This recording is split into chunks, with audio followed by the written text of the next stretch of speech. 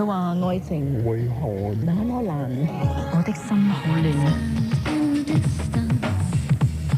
地方咁亦都直接咧送一啲獎品俾大家嘅，咁啊聽住我哋呢3個星期嘅旅遊專輯咧，咁啊會有機會得到名貴嘅旅遊用品嘅。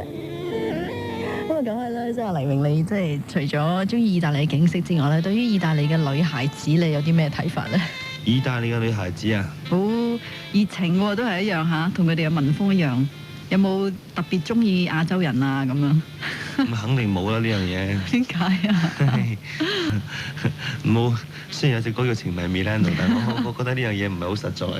點解你？因為東方人咧，你去到外國，我諗係只係抱住個遊覽嘅心態啦。咁你同外國嘅人喺埋一齊，我諗尤其是異性啦，咁嗰個語言上根本唔能夠溝通。你話食嘢都可以話亂咁講啫，係嘛？點啊咁樣點啊乜啦卡拉摩都係，即係你可以咁樣以我講下嘢咁，但係你如果要認識即係任何地方嘅女仔都唔可以。同埋我覺得意大利嗰啲即係歐洲人咧，身材比較大隻啲啊，即係女仔啊都比較高。意思即係唔適合東方人係嘛？係，我覺得係啊，即係企埋去好似好細粒咁啊，大家都唔知點解。係啊，好似做佢啲細佬啊咁啊多啲係嘛？即係好少，同埋喺街上面咧就唔係咁多啦。亞洲人即係拖住個意大利女朋友啊咁樣，即係好唔係咁多咯。好少嘅。通常可能佢哋就中意翻啲高大威猛嘅意大利男士。同埋我試過一件好好笑嘅就係喺米蘭其中一間餐廳咁時咁同我經理佢哋去食嘢。咁啊，我哋去食嘢嘅時候，咁佢每張台上面都擺咗一支餐酒喺度。咁於是乎咁啊，睇一支餐酒幾多錢啊？咁一定係睇下錢先㗎啦。咁睇咦，點解20幾30蚊港紙咁平嘅咧？香港都似乎冇喎。咁大家開嚟飲下啦。咁我諗我飲咗一個香檳杯咁上下啦。咁啊覺得冇乜嘢嘅。咁當食完飯之後咧，咁一企起身。只一企起身嗰陣就開始，哇！暈啦，暈即係有史以嚟咁大家真係未試過咁啊！左暈右暈，陣間開始 out focus 睇唔到嘢，耳仔開始聽唔到嘢。但係你冇食嘢啊嘛？你飲之前食咗嘢，一邊食嘢一邊慢慢將個杯酒慢慢飲。咁你梗係要入流㗎啦嘛！咁意大利人個個都係咁揸住啲嘢，一邊食嘢一邊飲嘅。咁你自己諗下，感覺下點樣去嗰個。咁啊 Frankie 有冇事啊？咁啊話2個人咁啊，我經理人啊，佢又係咁啊？上阿蘇後來冇事，佢2個都冇乜事啊。佢2個唔知點解冇乜事咧，我唔知點解淨係我杯有事啦。唉，之後翻唔翻到酒店？酒店其實好近嘅啫，其實行10分鐘到㗎啦。咁於是乎佢2個就拖住我咁行下，我就左搖右擺咁聞下，咁啊發覺自己個眼已經係差唔多接近瞓着階段。唔係瞓着階段，我好清醒，但係只不過係70個功能係失去咗，耳仔接近失去咗70個功能，聽嘢只可能夠聽到30%。你唔係即係一個好酒量嘅人嚟嘅？我唔係一個好酒量嘅人嚟嘅。但係嗰啲酒無論太差，咁我覺得隱約咁啊。蘇夏良先生喺隔離講話：哎呀，呢啲酒土炮嚟嘅，酒精渣到飛起，嘭一聲上頭，你家頂唔順，唔夠我啲酒量好，所以飲一杯就搞到咁啦咁。於是乎咁啊，唔緊要，忍住，好快翻到酒店嘅啫。嗱，呢個10分鐘路程咁啊，跟住我哋行咗10分鐘。行得差唔多好翻，即係個人慢慢清醒，吹咗啲風啊嘛。咁開始恢復翻，好快好快嚟，又好快好翻喎。咁，但會唔會又好快又再暈？冇事，冇證明都冇事。咁於是行到個街邊嘅時候咧，開始好翻少少嘅時候，一睇，咦，大家行錯方向喎。酒店喺東面，我哋行咗西邊喎。3個人都錯咗。3個人一齊錯咗。咁其實佢2個係咪醉咗？我諗都有可能。我諗可能最醉嘅就係佢哋2個啦。即係行咗5分鐘、10分鐘之後，我已經好翻晒，冇事。就係一個咁嘅經歷啫。所以大家千祈，即係如果即係酒量差啲又好啲又好，都唔好飲嗰啲土炮。即係我覺得唔係好啱東方人飲啊！你受唔起啲咁嘅酒精含量咁，佢好低，但唔知點解好快上頭嘅，聞到你傻下咁嘅。一杯仔真係好似你平時飲蒸餾水嗰啲咧，你紙杯咧。紅酒係比較你睇落去唔係咁容易，人哋話餐酒。其實如果你話犀利嗰啲咧，就容易醉。唔係紅酒嚟㗎，嗰啲唔知咩叫 Champagne Wine， 即係香檳嘅白酒，唔知咩嘢嚟㗎。咁每張台都擺一支。唔係以為你好着數擺喺度，咦？即係試下先咁樣。一定要你開嘅。係嗎？咁你。但貴唔貴啊？我都話俾你聽30蚊咯，30蚊覺得冇乜所謂咯，係咪？30蚊開始走3-4個人飲冇乜所謂。佢就要你記得嗰間餐廳，第日都要去翻。下次我都唔去。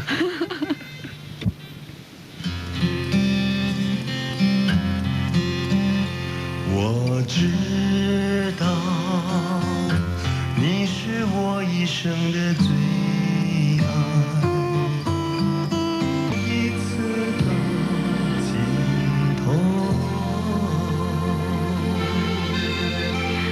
黎明咧，仲有一啲旅遊嘅難忘事啊，同埋一啲地方咧，想話俾你知。咁譬如話佢嘅故鄉北京啦，又或者呢個威尼斯啊，同埋佢前一排拍過戲嘅墨西哥嚇。咁啊，聽日豬年一到啦，咁就係希望大家朋友記住，即係如果今年係屬豬嘅朋友咧，記得去拜一拜太歲。因為今年係難得見嘅金豬年啊嘛，咁啊變咗即係就犯太歲啦，咁所以一定要拜一拜豬年，咁就拜拜太歲幫我哋，咁到明年嘅時候還翻神，咁就係咪嗰個平安嘅年？咁今年嚟講，我相信好多朋友都會覺得有啲運程點樣啊，咁我都做嗰啲搜查資料㗎啦，咁譬如啲而家係屬鼠嘅朋友咧，咁今年會幾旺下嘅，咁啊要，但係自己唔好過分即係太過即係使得太緊要，如果唔係都可以儲到好多錢嘅。咁啊屬馬嘅朋友咧，我係背晒嚟㗎喎。係啊，拜年要咁樣啊，咁屬馬嘅朋友今年都幾好嘅，即係每樣嘢都幾順利嘅。蘇下今年每個生肖都幾好，係屬豬嘅生肖係要拜拜太歲。哦，咁樣。係啊。咁你咧，你有冇睇過你自己流年點樣啊？你今年我流年啊。今年豬年。真係唔好講啦，我講就肯定有賺冇彈㗎，咁唔係幾好啊對大家。咁有冇咩新年嘅大計啊願望咁樣？新年嘅大計願望，我諗係都按部就班，希望做嘅每樣嘢都好似同大家拜年咁樣，明天會更好。明天會更好。係。咁啊，其實咧，即係我諗啊，黎明咧，你都去過唔同嘅地方過年啦。咁喺咁耐以嚟，你最難忘嘅一個舊歷新年係邊一度過嘅咧？最難忘嘅舊歷新年，我諗都係細個嗰陣時喺北京過。因為細個嗰陣時喺北京可以放炮仗嘅，你無牽無掛，咩都唔理啊。而家好似都有地方得㗎嘛？而家得，但係而家北京就唔俾啦，開始唔俾放炮仗，可能規定某個地區可以放，喺城市裏邊已經唔俾放炮仗。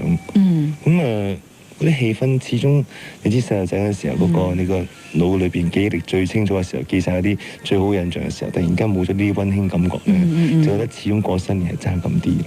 你好中意放炮仗咁？你話去澳門即係。但係嗰個新年氣氛係好嘅，即係放炮仗係咪先？喺北京嗰啲過年嘅習俗有冇啲咩特別㗎？有個大家包餃子食啦，食年糕啦，咁即係無論你幾細個都好，即係以前我屋企啲嫲嫲婆婆都係叫你飲少少酒嗰啲燒酒嗰啲嘅。即係小朋友都係飲嘅。都飲少少。咁譬如今日開年咧，有冇又係好似團年咁熱鬧㗎？一樣係大家走埋一齊。我通常喺北京嚟講，年初一、年初二、年初三、年初四都好熱鬧嘅。初五開始靜啲。都喺屋企咁樣。咁有冇話譬如初三啊赤口啊唔可以去拜年啊咁嗰啲？我細個嗰陣時就好少去拜年嘅。因為大家都。你係長輩，人哋嚟同你拜年。唔係，我細嗰陣時好少拜年，可能就算可能拜過咗，我唔知，因為你細個嗰時啲嘢你真係唔係記得咁清楚，自己住邊度放炮仗，你可能俾人逼咗你第度放都唔知啊嘛。其實可能去咗拜年嘅，自己唔知嘅。咁但係以前咧鬥利是都好開心㗎，係嘛？細嗰時冇乜利是鬥嘅，即係北京我都冇乜。唔興㗎。冇乜呢個紅包。冇呢個即係。可能利是封入邊包粒糖俾你食就會嘅。即係唔會話有錢有銀咁樣。冇嘅。咁你後尾嚟到香港有利是鬥咁好開心，哇！原來有利是鬥嘅錢嘅利是，左手嚟右手去嘅啫。係咩？一係就去咗食嘢，一係去咗媽咪嗰度。所以我自己對利是個感覺都唔係咁太大強烈。咁而家我記住有幾年我特登人哋俾利是我咧，咁大風啲收埋唔俾媽咪試過咯。咁而家喺香港即係譬如話你已經出嚟做嘢啦，即係過年可能即係好難得先有假期。咁你鬥到利是啦，點用嘅咧？黎明？我鬥咗利是通常我都會儲起佢，咁即係好似我老師即係戴思聰咁，佢好錫我嘅。每年都俾你㗎啦，俾利是嘅。咁嗰啲利是我儲到今日我都未用過。咁你記住邊一年係邊一個咁啊？咁你諗住點處理啊？將來我唔知，我儲起佢㗎啦。有冇開過㗎？我冇啊。冇嘅又唔知幾多錢嘅。係啊。咁但係咧呢樣即係你會唔會有陣時咧？你知啦，出嚟做嘢有咁多同事啊，有咁多人成日幫住你啊咁。咁過年你又興唔興派利是俾佢哋嘅咧？我諗好少嘅，不過諗有時譬如開工，大家即係成班手足啊，做嘢，咁但係利是大家做嘢嚟。即係有開工利是嘅。開工利是咯。大唔大風㗎？你派嗰啲？我哋通常得粒糖嚟派，食咗豬牛為止。咁啊嗱，即係新嘅一年開始啦。咁其實你今年咧，你事業方面有啲咩計劃咧？都離不開係拍戲啦。咁拍戲啦，同埋嚟緊我同港台有個5毫子計劃啦，即係今年我哋終於可以實行啦。咁同埋自己嚟緊亦都要揾多啲歌啦，同埋自己起碼希望自己喺歌曲方面自己試下創作。即係我以前已經作過幾首歌㗎啦。咁睇下今次可唔可以將靈感將自己以前所作嘅歌路咧變化少少。咁亦都會嘗試下，譬如有公司嘅，即係譬如我哋同間唱片公司寶麗金唱片 artist 旗下。咁如果係要求我作，我能夠嘅時間，我都希望做啲歌俾佢哋咯。咁嗱喺即係呢個樂壇上面啦，咁譬如話阿華仔啊或者阿妹啊，咁當佢哋合入門嘅時候，都會有考慮咧。而家華仔已經係咁啦嚇，自己間公司製作咗唱片，然後交俾唱片公司發行。咁如果你合約滿嘅時候，你會唔會咁做咧？你自己而家有經理人公司幫你？我諗我冇呢個打算，亦都冇諗過呢樣嘢，因為我合約啱啱開始。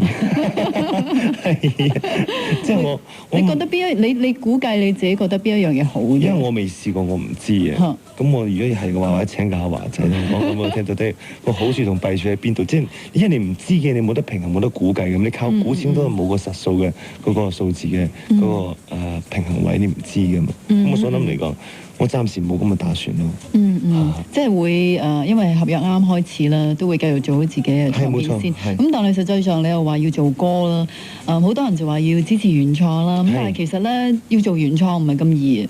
你自己原創咗一個音樂咧，又未必揾到一個原創嘅咁好嘅歌詞配合嘅。揾到第啲人填，可能又唔啱你心水。咁除非你自己一手包辦啦。咁我人有限，咁點算咧？係咯。你覺得你得唔得咧？我唔係好得㗎啫，我盡力而為。即係一路寫歌就未必可以填到詞。我直情填唔到詞，因為我冇呢方面嘅才華。係嘛？咁但係唔係喎？其實填詞嘅好靠你自己個人嘅靈感，即係未必一定係好深嘅字嚟嘅喎，可能係一啲比較口語化，有少少口語化或者簡單嘅字。我盡量去試下啦，即係我覺得盡量去試下啦，即係冇話唔得嘅，但係要俾啲時間我咯。即係我諗，如果喺未來一年，你都會係集中自己嘗試寫下歌啦。係啊，但係即係我會支持本地原創咯，一定會支持咯。但係cover version 我都會唱咯，係咪？因為有原創，有支持樂壇係咪？有 cover version 亦都係支持樂壇咯。咁如果你啲歌係唔能夠 keep 住一個水平嘅時候，咁令到樂迷對聽歌嘅慾念減少嘅時候咧，咁亦都對個樂壇產生一個負面嘅影響，會嘅。嗱，一路以來咧，你都同阿陳永明合作啦嚇。咁點解你冇考慮要換一換監製，可以有一啲新意咧？因為我哋大家係由零開始嘅。咁由零開始，我哋兩個都深信嘅嘢就係大家都可以做到99分。咁嗰一分咧？各做到99分。咁今日咧，我哋仲有好多新意嚟緊。即係今日已經可能只係做到我哋10分嘅啫。由零開始，1、2、3、4、5、6、7、8、9，我哋仲有好多空間可以去進步，可以改進。所以我覺得我哋兩個亦都冇諗過喺火花上面需要換一個人選啊點樣？我哋冇諗過呢一樣嘢。咁其實咧，會唔會係話你本身都係一個幾專一嘅人咧？唔可以話我專一，應該話陳永明有才華。佢有才華令到我專一。但係一樣有好多其他嘅監製啊、音樂人都幾有才華嘅。但係我自己好偏心咁講，我欣賞陳永明嘅才華。其他監製都好，但係佢啱我啦，因為我哋佢夾到你，大家夾到你嗰種音樂嘅路向。係，因為我哋自己大家都會改變一啲嘢嘅，嘗試。好，咁嗱，我哋咧今日咧喺呢個特輯啦，裡面都歡迎啲聽眾朋友咧可以打電話嚟嘅，咁可以咧就同阿黎明傾偈啦，亦都係可以答一啲賀年嘅問題，咁啊黎明會問你哋嘅，咁一陣間咧如果係答啱嘅咧，我哋都會送俾你一個揮春咁啊，麻煩呢個人幫我哋寫個名上去嚇。咁啊，先聽首歌先，咁睇下邊位幸運兒啦，可以一陣間打電話入嚟嘅，俾你嘅好嘛？好啊，多謝晒。咁你有咩問題問阿黎明咧？Leon啊，你今年新年有啲咩做啊？我新年啊，我新年呢幾日有啲咩做啊？呢幾日我係唔喺香港咯，我會離開香港陣間咯。離開香港去邊啊？去邊啊？去邊度？係啊。我去度假咯，冥想啊。咁你做咩唔同屋企人一齊過年嘅？因為我屋企人去咗度假啊嘛。你又去另外一個地方。咁我去冥想咯咪。係啊，去諗下係咪你自己。年你都去避年㗎？你唔中意？我唔係年年都避年嘅，我都會喺香港嘅有時，即係時事唔同咯，係咪？即係我過年嘅時候，即係好多人想知我去邊度，我亦都想過年時候俾翻啲私人空間我咯。咁你又去初幾先翻嚟香港做嘢咧？我初幾啊？計劃諗住幾時到咧？初下個禮拜一。我未計劃㗎。未計劃到。我諗要唞到自己調氣順就翻嚟㗎啦。咁要快啲喎，唔好隔咁耐喎。係啊。Fiona 仲有問題啊？你打算幾時再開演唱會啊？我嚟緊今年11月份，我會開我第3次個人演唱會㗎。咁啊計劃開幾多場？未定嘅。未定。咁啊又喺紅館。係冇錯。會唔會做過年？唔會。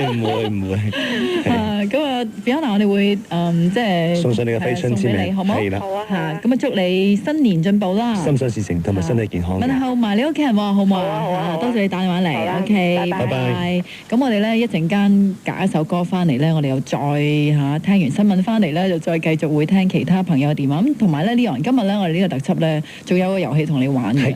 咁呢個遊戲咧就係一個心理測驗嚟嘅。咁呢個心理測驗咧，我就唔會講個題目俾你知住。咁啊玩完就會俾個分數你話俾你知，你係玩一個咩心理測驗。咁啊喺一陣間新聞之後咧，翻嚟繼續我哋妙韻言情同埋普通話通天下嘅呢個情人賀歲普通話劇場專輯咧，有黎明同埋夏妙妍嘅。恭喜恭喜！咁啊繼續咧我哋嘅節目啦。咁啊喺一陣間仲可以聽朋友嘅電話。如果你想同阿 Leon 傾偈，都可以打電話嚟啦。咁而家咧先同阿黎明咧做一個心理測驗。咁啊一陣間先話俾你聽係考咩嘅。咁首先咧第一條問題就係咁樣嘅，你同時間咧中意咗2個人喎，咁你唔知點揀啊？咁啊同你拍拖多年嘅情人咧就問你。你究竟係咪中意咗第2個人？咁你會講咩呢？咁 A 你就話俾佢聽，好坦白話俾佢知，真係有咁嘅人啊！俾少時間你諗清楚啦。咁 B 呢就係你話冇呢件事，你唔好亂諗啦，即係話佢亂喺度諗。第3呢就係嬲佢，冇搞錯，你可以咁都唔相信我嘅你咁樣，下一下佢先。咁第4呢就係話問翻佢點解會覺得你會中意第2個人呢？咁啊，睇下佢咧知幾多，小心咁應對，即係去套下佢知幾多，考下佢先咁。咁而最後一個答案呢，就係冇講係咪中意咗第2個，只係話俾你呢個女朋友知呢，我始終都係中意你嘅咁樣。你估你會揀邊個呢？黎明？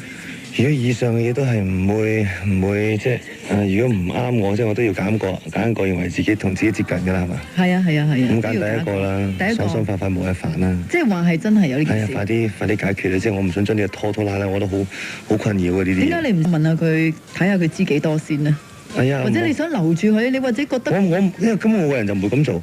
我今日如果係唔啱就已經分咗手㗎，我唔會出去多餘。一腳踏兩船。咁嘥時間，我覺得好傷腦筋，呢啲係好痛苦嘅嘢啊。即係分咗手啊。即係長痛不如短痛。係啊。我淨話俾佢知，我而家中意咗第2個。係啊，因為以前試過好痛啊。即係可能你係要可能同呢個人有少少問題，你先有機會中意第2個人，係咪咁啊？咁當然係啦，但係我覺得始終即係拍拖期間好難去講話邊個中意邊個，邊個會變心啊！冇得講呢樣嘢，即係感情到嘅就會到，離開就會離開㗎啦。即係冇話邊個負邊個多啲咁樣。冇，大家雙方喺埋一齊，大家都雙方都有付出㗎啦。答案咧就係 A 一下咁啊。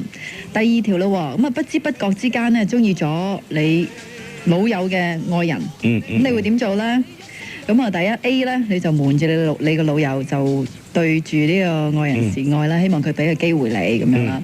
咁 B 咧就係話俾你個老友知，就話你中意咗佢嘅愛人，咁啊要同佢我哋大家公平競爭啦。C 咧就係喺你老友面前咧就一路講，哎呀你個女朋友麻麻地嘅咋，咁想破壞佢哋。咁 D 咧就係介紹第2啲女仔俾你個 friend 識，咁咧就希望佢哋約會啦。咁然後咧就向你老友個女朋友咧告密啦。咁啊 E 咧就係視乎你老友同嗰個女朋友咧，即係對你，即係視乎嗰個女仔對你有冇意思，先決定點做。咁一定係視乎女仔對我有冇意思先至點做噶啦。咁你有冇機會？你覺得如果你真係中意咗一個女仔，咁點樣知原來佢係你個老友嘅女朋友嚟嘅？咁你會唔會係因為大家嘅交情而放棄呢一段感情啊？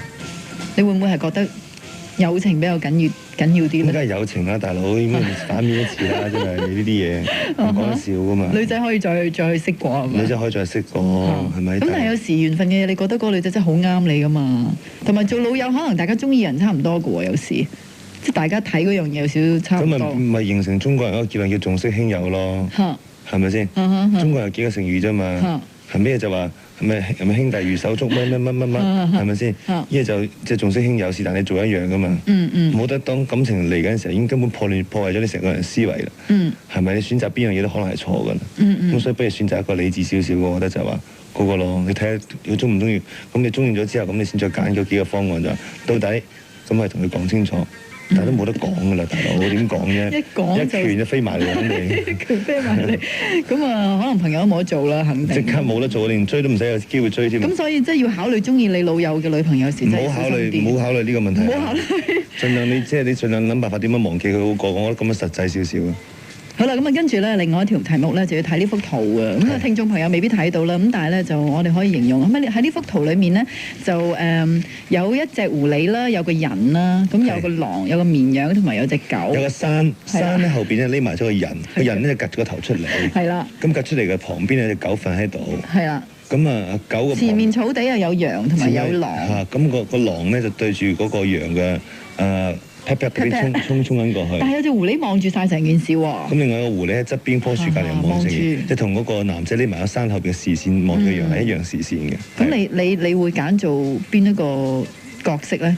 喺呢一個情景裡面，揀做個人啊，揀做隻狗啊，揀做追緊羊嗰隻狼啊，抑或係揀隻狐狸咧？即係喺度 hold 住隻羊個狐狸咧？如果睇個樣嚟講，我諗就我諗一定係揀個人啦。嚇，個人就一揀個人，一揀個狗啦。嚇，隻狗喺度靜觀嚇，睇下究竟有咩環境上面嘅轉變啊。但係隻狗眼神唔係望住羊，隻狗好似瞓緊覺。隻狗好似瞓緊覺喎，咁不過可能揀狗好啲啊，舒服啲啊，唔使煩咁多嘢。嚇，揀做嗰隻窩窩係嘛？即係唔係我咁揀人啦？揀人做翻人，嗰個人咧喺度睇緊成件事喎。咁究竟佢會點做咧？而家未知嘅。咁另外一幅圖咧就係請阿黎明形容下啦嚇。咁呢一幅圖咧就係一個環境裏邊有間木屋。個木屋裏邊着緊火嘅。咁着緊火嘅時候咧，就有個人喺門口衝出嚟，一個女人抱住個細路仔蘇蝦仔。咁當佢衝出嚟期間咧，隔離有個人咧就喺度放緊火嘅。因為放緊火。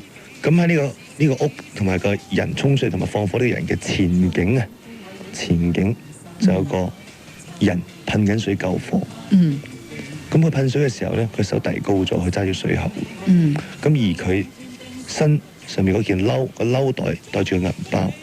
咁而有個蒙面嘅小偷咧，就伸手去埋係攞緊銀包嘅。係啦。咁啊，而家你有5個角色啊。咁分別咧就係個 BB 啦，嗰個女人啦，嗰救火嘅少年啦，小偷啦，同埋放火嘅男子。放火梗唔會揀，係放火唔揀。咁你做咩？你覺得你會情願喺呢個幅圖畫裏面？咁啊揀嗰個，如果你話好玩咁，梗係揀個小偷啦。揀小偷，成件事都唔關你自己事嘅，係咪先？咁你救唔識啲火咧，你又會內疚責怪自己咯喎。個 BB 又唔知有冇事喎。係咯。咁你大佬嗰個媽媽又唔知點算喎，係嘛？咁你救完之後，咁你唔見銀包可以再揾過嘅啫。即係做嗰個小偷係咪？係啊，做小偷。我諗啊，最後一條咯喎，就係你同班 friend 咧一齊唱卡拉 OK，即係新年啦，食得嚇，蓮子隨便嚇。咁啊，好開心。咁啊，唔記得咗你約咗另外一班 friend 食飯。咁事後咧，咁啊追問你啦，有冇搞錯？點解你失約啊？黎明？咁你會點講咧？第一你就話：哎呀，我突然間有啲急事啊，所以我走咗咯，唔好意思。咁第二就話：我即係唔係幾舒服咯嗰陣時咁。第三就係咩？哎呀，唔記得咗添，弊咁樣。咁 D 咧就係話你搞錯咗約會嘅地點，你等咗好耐啊，即係講大話啦，我諗係。E 咧就係你老實講俾佢知，我真係約咗第二啲人。你會點做咧？兩班都係好朋友嚟嘅喎，你會點做咧？話俾人捉對班人箍住走唔到咯。冇喎呢度，即係你約咗其他人啊，係咪啊？即係話。係啊，走唔到咯。即係 E 個答案。即係話你約咗其他人。圈子好細咁啊，遲早穿幫，冇揾到你煩，你揀開個最好啊！好啦，咁我哋咧聽首歌翻嚟咧，我哋繼續聽另外一位朋友咧就打電話入嚟啦，咁然後咧就會送揮春嘅。好啦，咁我哋電話已經搭通啦，睇下呢位聽眾係邊個先？喂，恭喜發財！恭喜發財！你點稱呼啊？阿 Jack 阿 Jack，你好你好。恭祝阿 Leon 新年進步，恭祝下面你萬事勝意。係大家咁啊，多謝晒。哇！你逗利是多唔多啊？新年？今年啊，同上年都差唔多喎。差唔多啊？係啊。阿 Leon 今年啊少啲，因為佢去第度休息冥想。其實 Leon 係派多定係收多啊？收利是多定派利是多啊？我諗。其實兩樣都唔多咯，因為我根本嚟講，我接觸嘅嘢好少，同埋我自己都唔係好興去拜年，即係我諗拜年嚟嚟去去都係我老師啊或者嗰班先收到利是，咁派利是嘅話，咁可能成班手足個個都有自己拜年自己去玩啊，又去咗坐大啲 show hand 都唔會出現嘅啦。咁你新年會唔會見到人就恭喜發財啊、逗利是咁樣？即係平。我講恭喜發財咯，我唔會逗利是咯，你俾咪俾咯，唔俾阿爸咁。唔俾阿爸咯，因為你嘅人都有翻咁大個仔啦嘛，大個好尷尬噶嘛，即係大個好尷尬咯。咁嗱，我哋咧就行運啦嚇，新年係咪咁唱啊？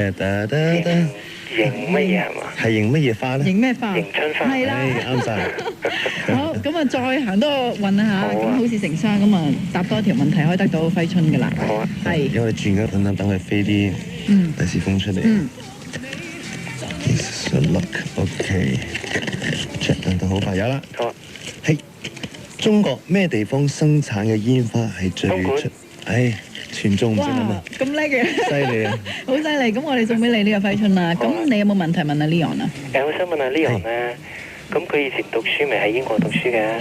咁過年嗰陣時咪好孤單？過年嘅時候係喎，即係你唔講我都唔記得咗我過年嗰時做緊乜嘢喎。咪冇唐會唔會中國人都好少㗎？好少，過年唔翻得香港，因為我得聖誕節假咧放成個月嘅，個幾月嘅，暑假放成2-3個月，Easter holiday 係成個幾月嘅。咁啊，去到新年嗰陣時咪冇晒新年氣氛，會唔記得咗㗎？冇晒㗎，唔記得咗㗎，係啊，你提醒我先記得咗，係唔記得咗。但係你同學咧，即係唐人同學咧，大家都冇得走㗎啦，大家都冇得走，冇話即係又團年飯咁，冇大家互相打麻雀咯，即係大家學生互相打麻雀，大家用大家啲錢咯，係啊，真係㗎。咁我當係過年啦。係我仲有一筆數未收翻嚟㗎。咁你冇利是收咯？冇㗎，冇利是收㗎啦。你有冇打電話翻嚟香港拜年啊？咁即係過年。冇啊，慳翻啲錢啊。以為你唔記得咗啊？唔係慳翻啲錢啊！啲老豆會打嚟同我講㗎啦。點啊你咁夠錢使啊？即係佢同你拜年咁樣。佢話唔夠啊，寄封利是俾你。唔夠，都冇得俾，係咁。嗰隻款。好啦，咁啊，多謝阿 Jack 嘅電話。多謝 Jack。OK 嚇，OK，拜拜。咁啊，我哋咧就有結果啦。咁其實咧，頭先咧，我哋個心理測驗咧，就係考阿黎明係唔係一個點樣嘅情人？咁咧就你又得到嘅分數咧，就係11分。咁啊就係 D 嘅項目咧，就係一般老實情人啊，話你係。咁就話咧，你表面上面咧就好坦率啦，唔係好中意講大話。咁啊腦筋咧就好靈活，咁啊好懂得婉轉咁講出令人即係可能人哋未必想聽嘅啲説話，你好真咁講俾人聽，即係你會做呢樣嘢。咁但係咧，亦都唔會傷害大家嘅感情嘅喎。咁啊，同埋咧就喺必要嘅情況之下，你覺得有時講少少即係真話咧，都唔會傷到對方自尊心嘅。即係你都係對朋友又好，對情人又好咧，即係有嗰句講嗰句啦。情願咧同對方講話，我真係唔得閒嚟㗎，你唔好嬲我啊，或者老實同個朋友講話我真係唔得閒嘅咁，但係即係譬如對老友嚟講，你覺得仲友情多啲嘅，就未必去搶人哋嘅女朋友。多謝你提醒我個弱點，我會改善嘅。嗱，一陣間咧喺我哋呢個節目完結之後咧，我哋就會播出你同阿周慧敏嘅一個普通話劇場啦。咁一陣間大家由8點鐘可以聽到10點鐘，咁啊 Leon 講普通話，咁不如用普通話同我啲聽眾拜年啦，好嘛？今天是豬年。希望所有聽眾朋友們在新的一年來臨的時候，心想事成，而且身體健康，萬事如意，萬事如意。係想什麼東西都可以成功吧，不能成功一樣也可以成功半樣也好。我哋都祝阿黎明成功啦，好冇？好。咁啊，祝你豬年行好運啦。OK，大家一樣。好，再見，拜拜。因為做實家原創啊。最佳演繹添啊，周華健現場好嘢。